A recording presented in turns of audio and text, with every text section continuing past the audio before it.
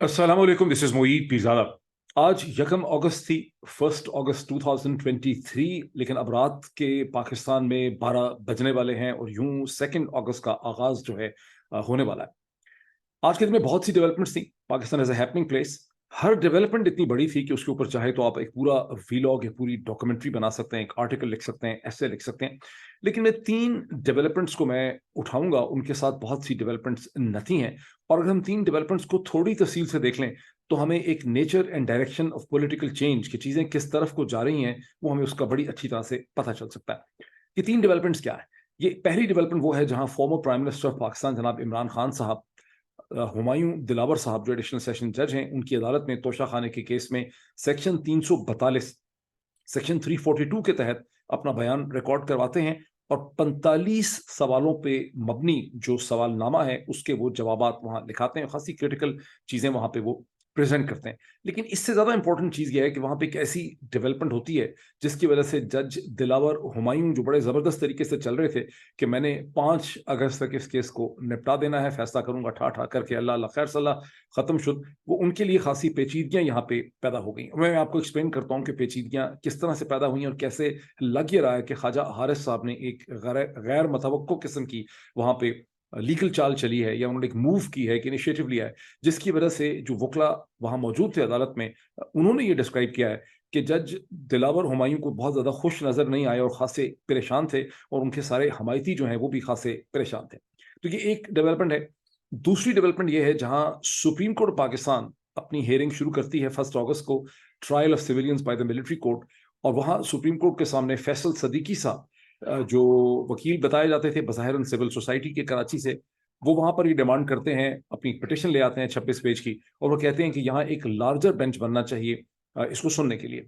अब वहां पर भी खासे सवाल रेज हो गए हैं कि फैसल सदीकी साहब ने एन इस मौके पे, जबकि अदालत एक कंक्लूजन की तरफ जाना चाह रही है, लार्जर बेंच की पिटिशन क्यों दायर कर दी है। उसके मामले में भी मैंने कुछ तहकीकात की हैं, लोगों से बात की है, वो भी मैं आपके सामने रखता हूँ। खासी इंटरेस्टिंग डेवलपमेंट है।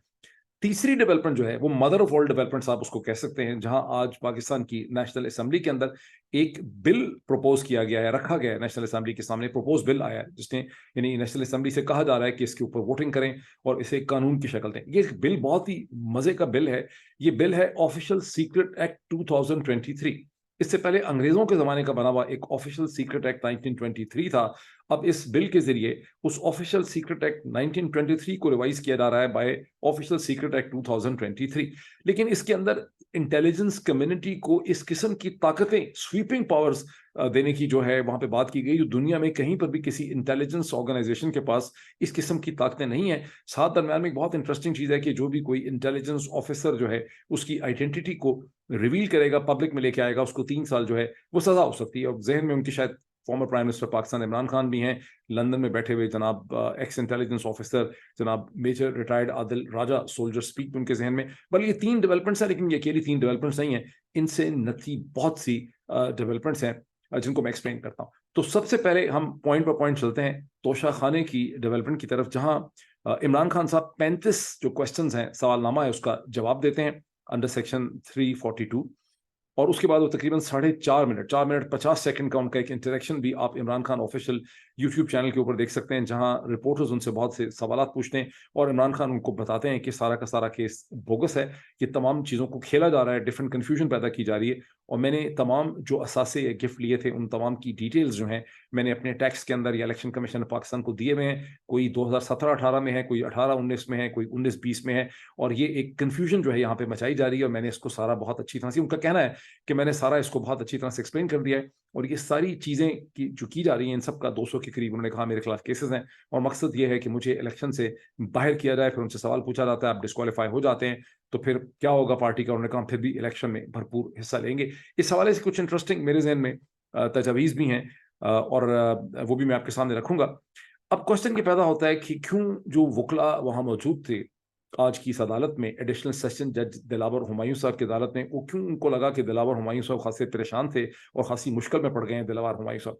अब जहन में रखें कि दिलावर हुमायूं साहब जो हैं वो छुट्टी पे जा रहे थे। जो पहले रोस्टर इशू हुआ था उसमें उनका नाम ही नहीं था। फिर 27 या 28 जुलाई को एक नया रिवाइज्ड कोरिजेंडम इशू हुआ। कोरिजेंडम कानूनी तौर पे उसको कहते हैं जब किसी پچھلے کسی نوٹیفیکیشن میں یا نوٹس کے اندر سخم رہ جائے, ڈیفیسٹ رہ جائے, کمی رہے یا اس میں کوئی غلطی ہو, تو اس کی درستگی کے لیے جو ایک فالو اپ نوٹس ایشو کیا جاتا ہے اس کو قانون کی یا آفیشیل لینگویج کے اندر کوریجنڈم کہا جاتا ہے. تو کوریجنڈم میں جناب دلاور ہمایوں صاحب واپس آ گئے. اب دلاور ہمایوں صاحب واپس آئے ہوئے ہیں فرام 1 اگست ٹل 5 اگست. اس کا مطلب ہے کہ دلاور ہمایوں صاحب نے جو ایکسیکیوشن جاب کرنی ہے, جو ان کی ذمہ داری لگائی گئی ہے, جو کہ عام قیاس ہے اور اس کے حوالے سے ٹویٹر بڑا پڑا ہے, وہ دلاور ہمایوں صاحب کو بہت امید تھی, یا ان کے پیچھے جو لوگ کھڑے ہیں ان کو بہت امید تھی کہ 5 اگست تک دلاور ہمایوں صاحب ٹھا کر کے اپنا فیصلہ جو ہے وہ کر لیں گے. وہ بڑے پرعزم تھے اور بڑے ڈیٹرمنٹ. لیکن آج یہاں پر خواجہ حارث صاحب نے, جو وکیل ہیں, لیڈ وکیل ہیں, پاکستان کے بہت مشہور وکیل ہیں, اور یہ ایک نان پولیٹیکل قسم کے وکیل ہیں جو پہلے نواز شریف صاحب کے کیسز بھی لیتے رہے, اس وقت عمران خان کا بھی کیسز لے رہے ہیں. مطلب کہ پولیٹیکلی افیلیٹڈ وکیل نہیں ہے, پروفیشنل وکیلوں کے اندر ان کو بڑا ایک اسمارٹ وکیل جو ہے وہ سمجھا جاتا ہے.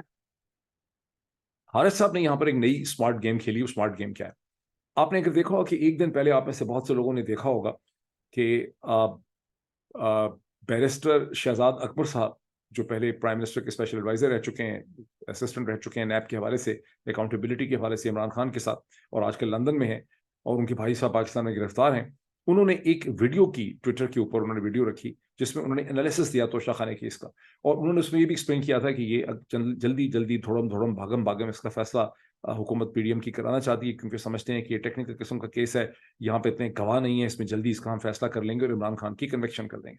اس میں انہوں نے یہ بھی کہا کہ پاکستان کی جو لیگل پریکٹس اور کنونشن ہے, اس میں جو وکیل صفائی ہوتا ہے, جو ڈیفینڈنٹ کا وکیل ہوتا ہے, وہ یوزلی طور پہ اپنے گواہ, اپنے وٹنسز لے کر نہیں آتا, اور پروسیکیوشن کے جو وٹنسز ہوتے ہیں, پروسیکیوشن کا جو کیس ہوتا ہے, اس کو وہ کراس ایگزامن کرتا ہے, اس کے اندر ہولز نکالتا ہے, غلطیاں نکالتا ہے. اور خواجہ حارث صاحب نے پچھلے کیسز کے اندر اسی طرح سے کیا تھا, اور اپنے گواہ جو ہیں پریزنٹ نہیں کیے تھے. تو لگ رہا ہے کہ اس کیس کے اندر بھی خواجہ حارث اپنے گواہ جو ہیں وہ پیش نہیں کریں گے. لیکن آج حارث صاحب نے یہ کہہ دیا ہے, ان کی عمران خان کے وکلا نے, کہ ہم اپنے گواہ لے کر آنا چاہتے ہیں. اب وہاں پر ایک کھلبلی مچ گئی ہے. دلاور ہمایوں صاحب اور ان کے ساتھ جو بھی وکیل شکیل ہیں الیکشن کمیشن کے, وہ سب نے دھاڑے ماری ہیں, بہت پریشان ہیں کہ بھئی آپ کہاں سے اپنے گواہ لانا چاہتے ہیں. اور کیونکہ عمران خان نے اپنی اسٹیٹمنٹ میں یہ بھی لکھوایا کہ میرے خلاف جو سرکاری گواہ کھڑے کیے گئے ہیں یہ ڈاکٹرڈ ہیں, یہ حکومت کے کنٹرول میں ہیں, یہ جو ہیں ان کی کوئی انڈیپینڈنس نہیں ہے, اور ان کو میرے خلاف استعمال کیا جا رہا ہے, اور ان کی تمام اسٹیٹمنٹس جو ہیں ان کی کوئی لاجیکل یا فیکچوئل پوزیشن جو ہے وہ نہیں. تو اب وہ کون سے گواہ ہوں گے جو یہاں پر عمران خان کے وکلا پریزنٹ کریں گے؟ اور عمران خان کے وکلا نے ان کو پریزنٹ کرنے کے لیے 2 دن کی مہلت بھی مانگی. انہوں نے کہا کہ اگلی ہیئرنگ جو ہے آپ 2 اگست کے بجائے 3 اگست کو کریں. لیکن دلاور ہمایوں نہیں مانے, اور دلاور ہمایوں نے کہا کہ آپ کو پتہ ہی ہوگا کہ آپ نے کون سے گواہ لے کر آنے ہیں, آپ کل ہی جلدی گواہ جو ہے پریزنٹ کریں. اور صبح 9:30 بجے تک انہوں نے اس پروسیڈنگ کو ایڈجورن کر دیا. اب جو اس میں انٹرسٹنگ بات ہوئی ہے, جو بھی چھپی تو کہیں نہیں ہے, لیکن وہاں پر former prime minister Imran Khan صاحب کے جو ملٹری سیکرٹری ہیں, اب عمران خان صاحب جب آئے تھے ایز پرائم منسٹر اگست 2018 میں, تو اس وقت I think probably brigadier Warraich جو ہیں وہ ان کے ایم ایس تھے. بعد میں جب وہ چلے وہاں سے نکلے تو اس وقت بریگیڈیئر محمد احمد ان کے ملٹری سیکرٹری تھے. لیکن اب عمران خان کے وکلا جو ہیں وہ چاہتے ہیں, وہ غالباً یہ چاہتے ہیں کہ ایز اے گواہ ایم ایس جو ہیں بریگیڈیئر امتیاز وڑائچ, جو بھی ان کا نام ہے, جو سیکھنے سے پتہ نہیں ہے, لیکن شاید وڑائچ ان کا نام ہے, ان کو بھی یہاں پر ایسے کہتے ہیں ایز اے گواہ وہ پریزنٹ کرنا چاہتے ہیں. یہ بڑی انٹرسٹنگ چیز ہے, بیکاز ایم ایس جو ہیں ابھی بھی میرے خیال سرونگ آرمی آفیسر ہیں, اگر وہ شاید ابھی پروموٹ ہو کے میجر جنرل نہ ہو گئے ہوں. بہرحال کیونکہ کہنا یہ ہے کہ جو پرائس ڈٹرمنیشن کا لیٹر آتا تھا کہ یہ گفٹ اویلیبل ہے یا آپ لے سکتے ہیں, یہ اتنی پرائس پہ اویلیبل ہے, وہ تو ایم ایس بھیجتا تھا. تو وہاں پر یہ بھی اب ایگزامن کرنا پڑے گا ایڈیشنل سیشن جج صاحب کے سامنے کہ ایم ایس کس کیپیسٹی میں پرائس ڈٹرمنیشن کرتا تھا. اور کچھ دن پہلے خبر آئی تھی کہ نہ صرف وہ پرائم منسٹر کو بھیجتا تھا کہ کتنے کی پرائس پہ چیز دی جا سکتی ہے, بلکہ وہ خود بھی ان کو بہت سے گفٹ ایز ایم ایس کی کیپیسٹی میں ملے ہیں جو انہوں نے لیے ہیں, وہ بڑے اچھے قیمتی قسم کے گفٹ تھے. تو ایک تو یہ نئی کنٹروورسی یہاں پہ جنریٹ ہو جائے گی. اور ابھی تک نام دیے نہیں ہیں گواہوں کے عمران خان کے وکلا نے. اب وہ کل, اور وہ مانگ رہے تھے وقت ایک ایڈیشنل, لیکن دلاور ہمایوں نے بہت زیادہ پریشانی اور سختی سے ان کو کہا ہے کہ آپ یہ نام کل میرے سامنے ہر صورت لے کر آئیں. اب یہاں پر ایک اسٹریٹجی یہ لگتی ہے عمران خان کے وکلا کی اور خواجہ حارث صاحب کی, جو بھی ان کی پوری لا فرم ہے, کہ وہ یہاں پہ ٹائم بائنگ کرنا چاہتے ہیں. اور ٹائم بائنگ کیونکہ ظاہر ہے کہ دلاور ہمایوں نے جو فیصلہ کرنا ہے, دلاور ہمایوں کے سامنے آپ دنیا کی بیسٹ ایویڈنسز لے آئیں, کچھ بھی کریں, اگر دلاور ہمایوں جیسا کہ کہا جاتا ہے انالیٹیکلی اسپیکنگ کے انڈر پریشر ہیں, تو ظاہر ہے وہ وہی کریں گے جس قسم کا فیصلہ ان کو کرنا ہے. اور تمام شواہد اور سرکمسٹانسز اور جو فلو اور ڈائنامکس ہیں, ان سے یہی لگ رہا ہے کہ دلاور ہمایوں نے دیکھنا نہیں ہے کہ دوسری سائڈ کیا کہہ رہی ہے, انہوں نے وہ فیصلہ کرنا ہے جو کہ فیصلہ سرکار جو ہے وہ چاہتی. لیکن عمران خان کے وکلا یہاں پہ ٹائم بائنگ کرنا چاہتے ہیں. ٹائم بائنگ کیوں کرنا چاہتے ہیں؟ اس لیے کہ انہوں نے ایک پٹیشن جو ہے وہ سپریم کورٹ آف پاکستان میں موو کی ہوئی تھی, اور آج وہ پٹیشن جو ہے وہ لگ گئی ہے, اور کل 2 اگست کو ایک 3 ممبر بینچ جو ہے توشہ خانے کے حوالے سے اس کیس جو چل رہا ہے ایڈیشنل سیشن جج کے پاس, اس کو روکنے کے لیے اور اس میں ریلیف لینے کے لیے ایک پٹیشن موو کی گئی ہے. پہلے بھی ویسے ایک پٹیشن لے کے گئے تھے ہائی کورٹ اور سپریم کورٹ میں, سے وہ ریلیف ان کو نہیں مل سکی تھی, لیکن ایک فریش کسی لیگل پوائنٹ پہ RS صاحب جو ہیں وہ یہ لے گئے ہیں پٹیشن. اور اب کل 2 اگست کو ایک 3 ممبر بینچ جس کو لیڈ کریں گے جناب یحییٰ آفریدی صاحب, جو کسی بھی طرح سے عمران خان سے ویسے سمپیتھیٹک نہیں ہیں اور نیوٹرل بھی لگتے نہیں ہیں, لیکن ان کے ساتھ جناب مظاہر علی اکبر نقوی ہیں, اور ان کے ساتھ جو نئی سپریم کورٹ میں ایلیویٹ ہوئی ہیں, دی سیکنڈ فیمیل وومن جج آف دا سپریم کورٹ, جو پشاور ہائی کورٹ کی چیف جسٹس تھیں, مسرت ہلالی صاحبہ اس بینچ میں ہوں گی, اور وہاں اس کی ہیئرنگ ہوگی. تو میرا لگ یہ رہا ہے کہ عمران خان کے وکلا کو apart from fighting this case here, ان کو ایسا لگتا ہے کہ وہاں سے انہیں کوئی ممکن ریلیف جو ہے وہ مل سکے گی. اب یہ بڑے انٹرسٹنگ پیراہے کے اندر یہ کیس داخل ہو گیا, بیکاز دلاور ہمایوں صاحب کی پوری کوشش ہے کہ 5 اگست تک اس کو ختم کیا جائے, اس کے بعد جلدی جلدی جلدی جلدی اس کا جو ہے فیصلہ سنایا جائے, اور جتنی تیزی سے ہاں دوسری طرف یہ ڈیسائیڈ ہو چکا ہے کہ نیشنل اسمبلی جو ہے وہ 11 تاریخ کو ڈیزالو کر دی جائے گی, یعنی بجائے 12 سے صرف 1 دن پہلے, اور 90 دن کے بعد الیکشن کا ایک چیلنج یا اسائنمنٹ جو ہے الیکشن کمیشن آف پاکستان کے سامنے آ جائے گی. اور شہباز شریف صاحب نے ایک ٹیلی ویژن انٹرویو میں یہ بھی فرمایا کہ میں سمجھتا ہوں کہ الیکشن ہوں گے ٹائم پہ, کوئی وجہ نہیں ہے, اب یہ تو الیکشن کمیشن کے اوپر ہے, اب الیکشن کمیشن کوئی اور فیصلہ کرتے ہیں. باقاعدہ انہوں نے کہا ہے کہ میرے خیال میں الیکشن ہو جائیں گے ٹائم پہ, لیکن یہ فیصلہ کہ الیکشن کب ہوں گے یہ الیکشن کمیشن آف پاکستان نے کرنا ہے. تاہم اگر گورنمنٹ 11 اگست کو چلی جاتی ہے تو آپ سمجھ سکتے ہیں کہ اس وقت جو ایک کھپ پڑی ہوئی ہے کہ روز نئی نئی جو لیجسلیشن اور بل جو ہے نیشنل اسمبلی اور سینٹ کے سامنے لائے جا رہے ہیں, اس کی وجہ یہ ہے کہ یہ کلیئر ہے کہ گورنمنٹ چند دنوں میں چلی جائے گی. ہم اب کھڑے تھے ہم 1 اگست کو, اب 2 اگست کا آغاز ہو جائے گا پاکستان میں, تو بہت سے قانون یہاں سے پاس کروانے کی کوشش جو ہے وہ کی جا رہی ہے. اب آئے اس دوسری ڈیولپمنٹ میں جہاں سپریم کورٹ آف پاکستان جو رہا دوبارہ سے ہیئرنگ ریزیوم ہوئی ہے, the trial of civilians by the military court, by the army courts. اور یہ آپ کو یاد کرواؤں کہ یہ جون سے یہ کیس چلتا ہے پھر رکتا ہے, چلتا ہے پھر رکتا ہے, اور 20 دن کے لیے ڈسپیئر ہو گیا تھا جون کے بعد. پھر 19 جولائی کو دوبارہ اس کی سماعت شروع ہوئی. اس وقت جسٹس یحییٰ آفریدی جو ہیں انہوں نے اس کورٹ کو یہ کہا تھا کہ ہمیں اس کا ایک لارجر بینچ جو ہے وہ بنانا چاہیے. لیکن میں اس کے اوپر پھر آتا ہوں. لیکن اب فیصل صدیقی صاحب, جب آج اس کی ہیئرنگ دوبارہ شروع ہوئی تو عدالت نے یہ کہا کہ ہمیں فیصل صدیقی صاحب کی پٹیشن دیکھنی پڑے گی. فیصل صدیقی صاحب بھی اس میں ایک پٹیشنر ہیں, اور وہ پٹیشنر ہے on behalf of apparently the so called civil society. ہم نے کئی دفعہ اپنے ویلاگز میں اس کا ذکر کیا, اخبارات ان کا ذکر کرتے ہیں, لیکن کبھی ٹھیک طرح سے سوال ایڈریس نہیں ہوا کہ فیصل صدیقی صاحب کون سی سول سوسائٹی کو ریپرزینٹ کرتے ہیں اور فیصل صدیقی صاحب کون. لیکن اب فیصل صدیقی صاحب نے 26 پیج کی پٹیشن ڈالی ہے, جس کا اوپر فیصلہ جو ہے وہ آج چیف جسٹس آف پاکستان جناب ریسپیکٹیبل آنریبل عمر عطا بندیال صاحب نے محفوظ رکھا ہے. لیکن یہ جو صدیقی صاحب کی پٹیشن کی بہت ہی انٹرسٹنگ اور دلچسپ ہے, بیکاز اس میں صدیقی صاحب نے اچانک اپنا ایک نیا رول اختیار کر لیا ہے. پہلے ایسا لگ رہا تھا کہ فیصل صدیقی صاحب جو ہیں وہ پاکستان کے لوگوں کے فنڈامنٹل رائٹس اور ان کے حقوق جو ہیں اس میں مرے چلے جا رہے ہیں, ان کو اس کی بہت فکر ہے, وہ سول سوسائٹی کو ریپرزینٹ کرتے ہیں, وہ چاہتے ہیں کہ پاکستان کے سویلینز جو ہیں ان کے ٹرائلز ملٹری کورٹ سے نہ ہوں. لیکن اب ایک نئے فیصل صدیقی صاحب یہاں پہ ایمرج ہوئے ہیں, جو یہ کہہ رہے ہیں کہ اگر چونکہ اٹارنی جنرل پاکستان نے وہ کہہ رہے ہیں کہ ایک لارجر بینچ بننا چاہیے. وہ کہہ رہے ہیں کہ لارجر بینچ بنے گا تو حکومت اور اسٹیبلشمنٹ اور تمام لوگ جو ہیں وہ لارجر بینچ کی رسپیکٹ کریں گے. ان ادر وہ کہہ رہے ہیں کہ اس وقت ان کے سامنے جو 6 آنریبل جسٹسز کا بینچ ہے, جس میں کون کون ہے میں آپ کو بتا دیتا ہوں. اس میں چیف جسٹس آف پاکستان جناب جسٹس عمر عطا بندیال ہیں, ان کے ساتھ اعجاز الاحسن صاحب ہیں, ان کے ساتھ منیب اختر ہیں, اور ان کے ساتھ یحییٰ آفریدی صاحب ہیں, پھر ان کے ساتھ عائشہ ملک ہیں, اور ان کے ساتھ مظاہر علی اکبر نقوی ہیں. تو یہ جو 6 ممبر کا بینچ ہے اس کے بارے میں کہہ رہے ہیں کہ بھئی اس کی کوئی حیثیت نہیں ہوگی حکومت کے سامنے, پی ڈی ایم کے سامنے. حکومت اس بینچ کے خلاف ہے, اس کی بےزتی کر رہی ہے, مجھے بڑا دکھ ہے, بڑا درد ہے. اور یہ کہ چونکہ اٹارنی جنرل یہ گارنٹی کر چکے ہیں, وہ پہلے ہی یہ ایشورنسز دے چکے ہیں کہ جب تک سپریم کورٹ کی اجازت نہیں ہوگی اتنی دیر تک یہ 102 لوگ جو مارک کیے گئے ہیں سویلین پروٹیسٹرز, ان کے کوئی مقدمے ملٹری کورٹس میں نہیں چل سکتے, ان کو سزائے موت نہیں ہو سکتی, ان کو عمر قید نہیں ہو سکتی, چونکہ ایشورنسز ہمارے پاس ہیں. تو اگر چند مہینے تک, یعنی دوبارہ غور سے میرے لفاظ سنیں, ایسا نہ ہو کہ آپ کو لگا ہو کہ میں نے کوئی غلط بول دیا ہے. فیصل صدیقی صاحب نے یہ فرمایا ہے اپنی پٹیشن کے اندر اور اپنے آرگومنٹس میں کہ چند مہینے تک اس کیس کا فیصلہ نہ بھی ہو تو کوئی فرق نہیں پڑتا. اور یہاں سڈنلی جیسے آپ دیکھتے ہیں کہ ایک بندہ اپنا لبادہ اور اپنے کپڑے اور اپنا سوٹ پھینکتا ہے, اس کے اندر سے اس کا نیا یونیفارم جو ہے نکل آتا ہے. مجھے انفیکٹ یاد ہے ایک بڑی خوبصورت فلم تھی جو آپ سب نے کو ضرور دیکھنی چاہیے اگر آپ نے نہیں دیکھی. ہو سکتا ہے بہت سے لوگوں نے آپ فلم دیکھی ہو.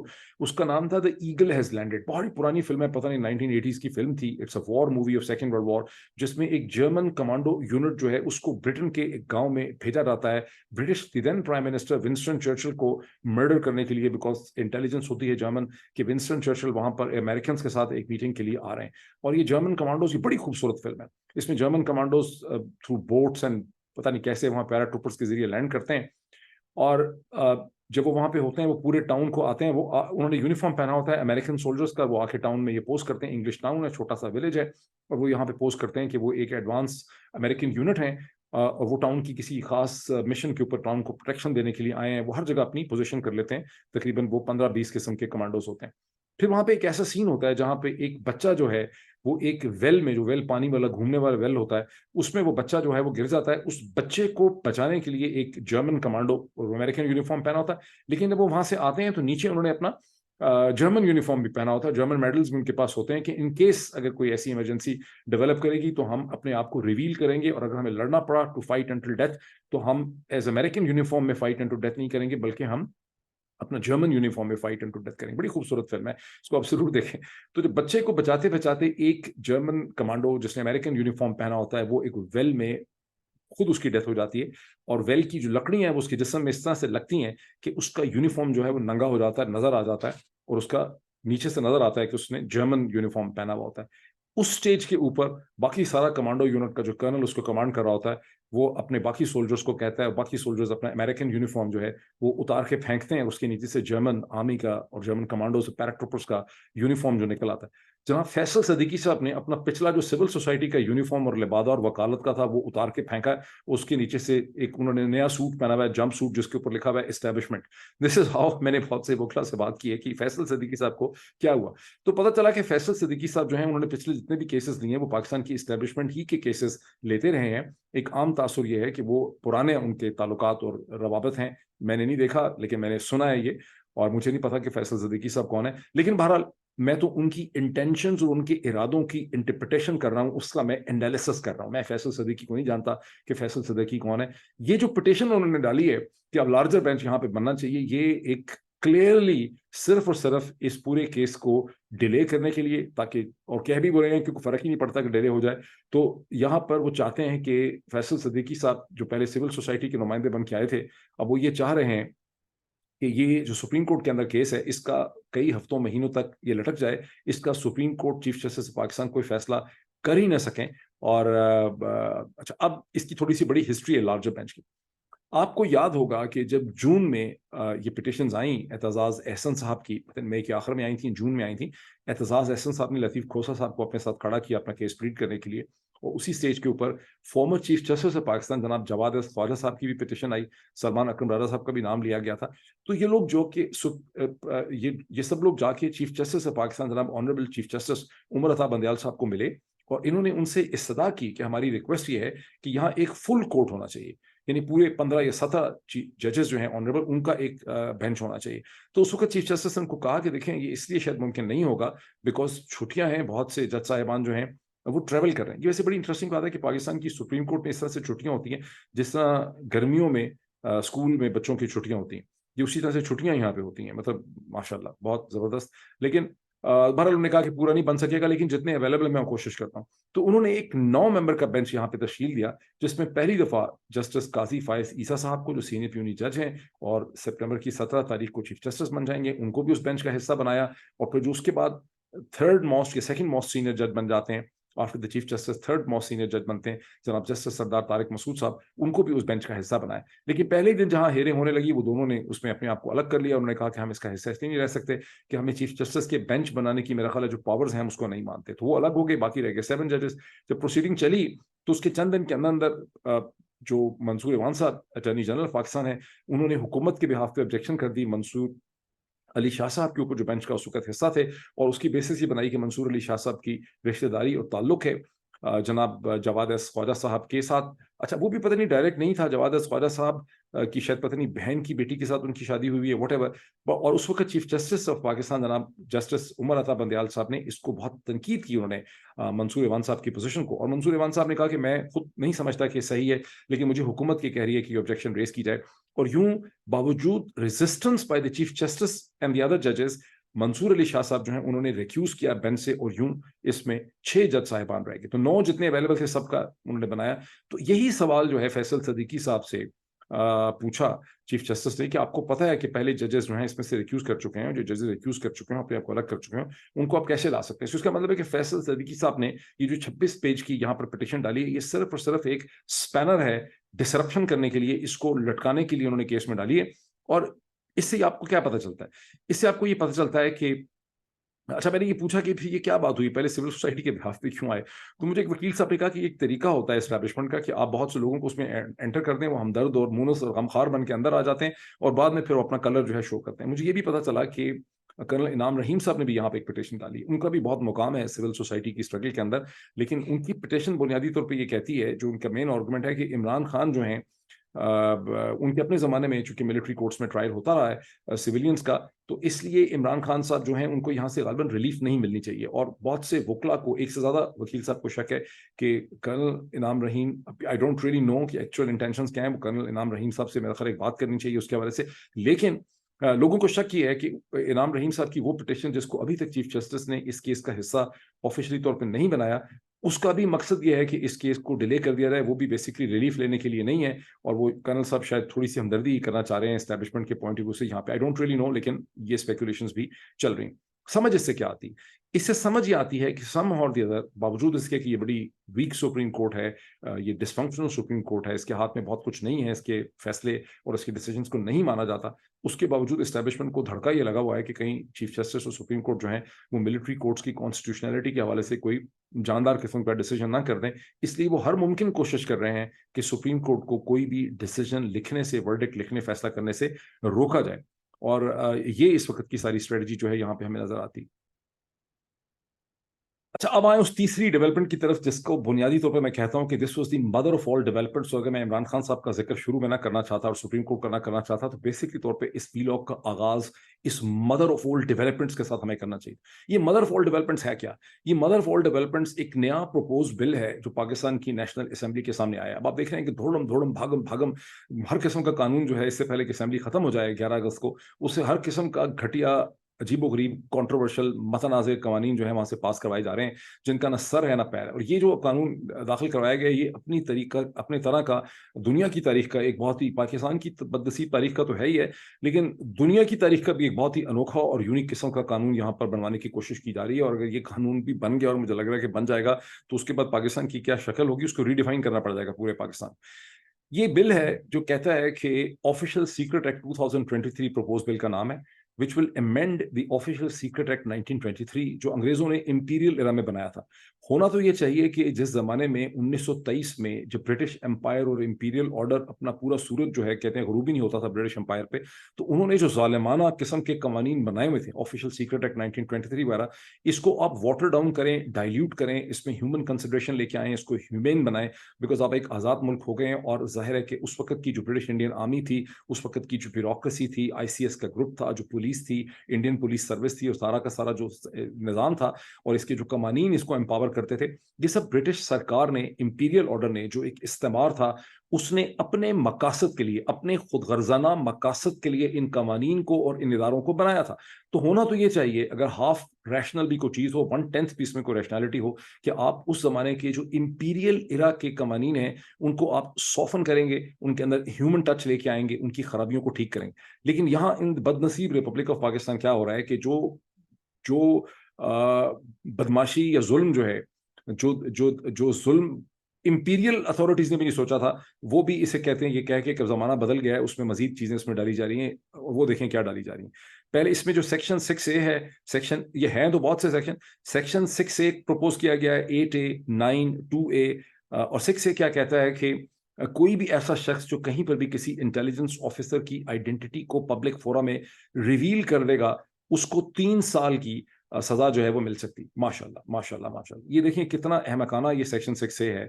یہ اس میں کوئی شک نہیں ہے کہ امریکہ برطانیہ بہت سی جگہوں پہ انٹیلیجنس آفیسرز کی آئیڈینٹی آپ کو ریویل نہیں کرنی ہوتی اور اس پہ آپ کو سزا مل سکتی ہے. امریکہ میں اسکوٹر لبی کا بڑا مشہور کیس ہے جہاں میڈیا کے سامنے ایک کالمنسٹ کو بش ایڈمنسٹریشن کے ریپبلکن پارٹی کے ایک جو ایڈوائزر تھے پریزیڈنٹ کے, انہوں نے ایک آئیڈینٹی ریویل کی تھی اور بعد میں ان کو اس حوالے سے سزا ہو گئی تھی. CIA کی ایک ایجنٹ کی آئیڈینٹی انہوں نے ریویل کی تھی جو ادروائز ان نون تھی, وہ ڈپلومیٹک کور اس کے پاس تھا. لیکن پاکستان میں کیا صورتحال ہے؟ پاکستان میں تو صورتحال یہ ہے کہ جتنے یہ جو سیکرٹ ایجنٹ ہیں یہ کھلم کھلا پھر رہے ہیں. جتنی عوام سڑکوں پہ ہے اتنے ہی ایجنٹ سڑکوں کے اوپر پھر رہے ہیں. اور پاکستان کے جو بڑے بڑے شہر ہیں جیسے کراچی ہے, جیسے لاہور ہے, جیسے اسلام آباد پنڈی ہے, جیسے کوئٹہ ہے, جیسے پشاور ہے, یہاں کے جو سیکٹر کمانڈر ہیں ISI کے, جو سب سیکٹر کمانڈر ہیں, وہ ماشاءاللہ یہاں کے سوشلائٹ ہیں. یہ بڑے بڑے سیلیبریٹی ہیں, بہت بڑے بڑے فگر ہیں, ان کے بہت بڑے بڑے گھر ہیں, ان کے بڑے زبردست قسم کے دفتر ہیں. اور وہ ان روٹین نہ صرف یہ کہ پاکستان کے میڈیا کے لوگوں سے, ٹیلی ویژن اینکر پرسن سے, رپورٹرز کے ساتھ, ٹیلی ویژن چینل کے مالکان سے, ان کے ڈائریکٹر نیوز کے ساتھ ملاقاتیں کرتے ہیں, ان کو ڈنر کراتے ہیں, ان کو لنچ کرواتے ہیں, ان کو کافیاں پلاتے ہیں, بلکہ یہ ہے کہ وہ پاکستان کے جتنے لیڈنگ بزنس مین ہیں وہ بھی ان کو جا کے ملتے ہیں. وہ ان بزنس مین کے مسائل کو بھی حل کرتے ہیں. دو بزنس مین کے درمیان جھگڑے ہوتے ہیں, ان کے سرکار میں جو مسئلے پھنس جاتے ہیں, کہیں ان کا ٹیکسیشن کا مسئلہ ہوتا ہے, کہیں ان کا کوئی کاروبار کا جھگڑا آپس میں چل رہا ہوتا ہے, یا کسی حکومت کے ساتھ کاروبار کا مسئلہ چل رہا ہوتا ہے, اس کو بھی سیکٹر کمانڈرز غور سے سنتے ہیں. اور ان کا نمبر پورے شہر کے پاس ہوتا ہے, سارا شہر ان کا نمبر ڈھونڈ رہا ہوتا ہے, ہر بندے کے پاس ان کا نمبر ہوتا ہے, اور وہ ان کو مل رہے ہوتے ہیں. سو ان کو نہ صرف میڈیا ملتا ہے, بزنس مین ملتے ہیں, سارے پالیٹیشینز کو بھی وہ مل رہے ہوتے ہیں, اوپر کے پالیٹیشین, درمیان درجے کے پالیٹیشین, نیچے کے پالیٹیشین, سارے سول سرونٹس کے ساتھ بھی ان کی ملاقات ہو رہی ہوتی ہے, رپورٹرز کو مل رہے ہوتے ہیں. وہ ہیں ہی سیکرٹ نہیں, مطلب ان کو آپ پروٹیکشن دینے لگے ہیں ان شخصیات کو جو کہ پاکستانی معاشرے کی ممتاز, پرومیننٹ, انٹریکٹیو شخصیات ہیں, جن کے بغیر یہ سماجی, سیاسی ڈھانچہ, ایڈمنسٹریٹو ڈھانچہ چل ہی نہیں سکتا. فار انسٹنس کراچی میں امپورٹنس دیکھ لیں, وہاں پہ سیکٹر کمانڈر اتنا امپورٹنٹ ہوتا ہے کہ وہاں کا سارا جو کاروبار کے مسئلے مسائل ہیں, لوگوں کو کس نے کس کو اٹھا لیا, کس کو کسی نے اغوا کر لیا, کسی سے تاوان لے لیا, کسی کو کس سے خطرہ ہے, کسی کو کون تنگ کر رہا ہے, وہ تمام معاملات کراچی کا سیکٹر کمانڈر جو ہے ریزالو کرتا ہے. اور یہی صورتحال لاہور کے سیکٹر کمانڈر کی ہے, یہی صورتحال اسلام آباد کے سیکٹر کمانڈر کی ہے. آزاد کشمیر میں وہاں کی حکومتی سیکٹر کمانڈر جو ہے وہ چلاتا ہے, وہاں کے سپریم کورٹ کے جج صاحبان, ہائی کورٹ کے جج صاحبان, وہ سارے ڈرتے ہیں سیکٹر کمانڈر سے. پشاور میں بھی یہی صورتحال ہوگی, مجھے اس کا ڈائریکٹلی فرسٹ ہینڈ ایکسپیرینس نہیں ہے.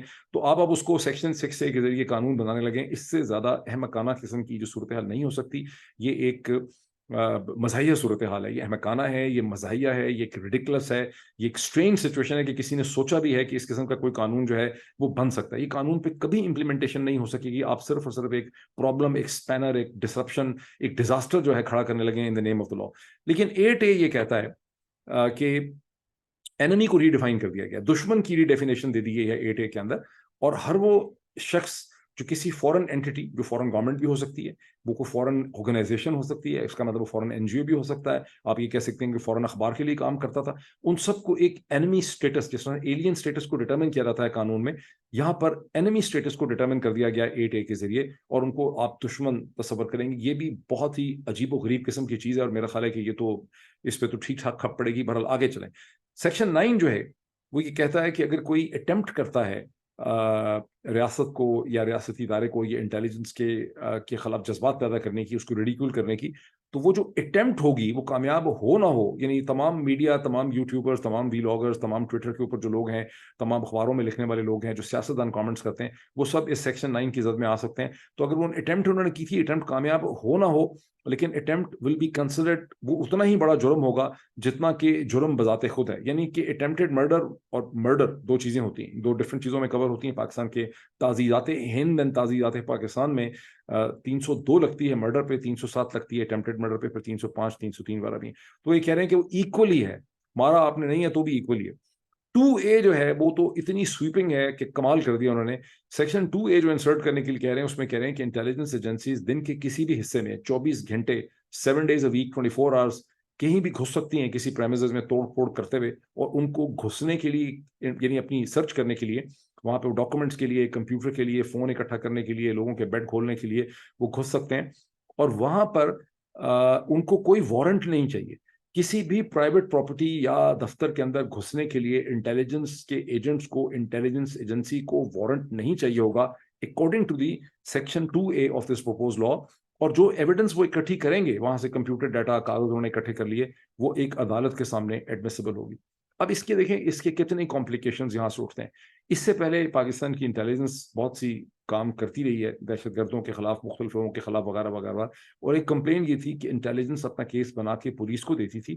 چونکہ پولیس نے وہ کیس نہیں بنایا ہوتا تھا, کراچی کے کیس میں ہم نے یہ بہت کمپلین سنی ہے, تو انہوں نے چونکہ انویسٹیگیشن خود نہیں کی ہوتی تھی, کیس انہوں نے خود نہیں بنایا ہوتا تھا, انٹیلیجنس ان کو انفارمیشن فیڈ کرتی تھی کہ ہم نے اس طرح سے کسی کو پکڑا یہ لیے, تو پولیس ٹھیک کیس نہیں بنا سکتی تھی اور عدالت کے سامنے جب وہ کیس جاتا تھا تو وہ کیس جو ہے وہ فلاپ ہو جاتا تھا.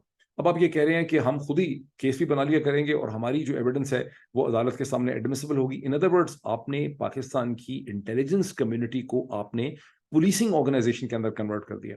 یہ مینٹل کنفیوژن ہے, یہ سیریبرل کنفیوژن ہے, یہ لیگل کنفیوژن ہے, یہ انیبلٹی ٹو انڈرسٹینڈ ہے. پاکستان میں اپنا وہ حل نکالنا چاہ رہے ہیں, ایک راستہ بنانا چاہ رہے ہیں اپنے لیے, لیکن اس کے راستے میں دیکھیں امریکہ کے اندر جو پولیسنگ آرگنائزیشن ہے جو انویسٹیگیشن کرتی ہے یا تو پولیس ہے کاؤنٹی کی یا سٹی کی یا اسٹیٹ کی, یا پھر وہ federal bureau of investigation F B I ہے جو انویسٹیگیٹ کرتی.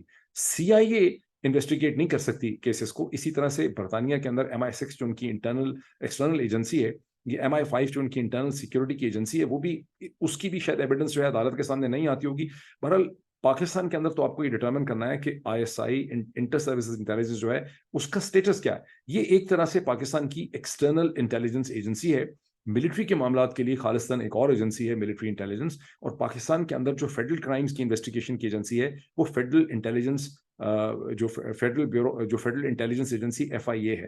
سو آپ کو کرنا تو یہ ہے کہ آپ کو FIA اور پاکستان کی پولیسنگ کے اندر اسپیشل یونٹ کھڑے کرنے ہیں جن کی کیپیسٹی کو آپ کو بیف کرنا ہے اور ان کو آپ کو لا میں امپاور کرنا ہے. اور بغیر سرچ وارنٹ کے گھس جانا تو خیر بہت ہی احمقانہ قسم کا یہ قانون ہے. بہرحال میرا نہیں خیال کہ کسی اور نے اس کو ڈسکس کیا ہے. This is the mother of all developments. اس کے اوپر تو باقاعدہ مزید اس کی جب ابھی اس پہ ہوگی بحث نیشنل اسمبلی کے اندر, اور جیسے جیسے بحث ہو, اب اللہ کرے کہ بحث ہو, پاکستان میں بحث ہوتی کوئی نہیں کسی چیز پہ, ویسی قانون پاس ہو جاتا ہے. صبح پتہ چلے کہ ہم اس سے پہلے کہ ہم سو کے اٹھے ہیں 1 گھنٹے میں وہاں پہ اس کو قانون جو ہے اس کو بل کا درجہ, بل کو قانون بنا دیا گیا, ایکٹ بنا دیا گیا. بٹ لیٹس سی اس پہ جو بھی ڈسکشن ہوتی ہے پھر اس کو ہم مزید ڈسکس کریں گے. ابھی تک اتنا ہی. Thank you.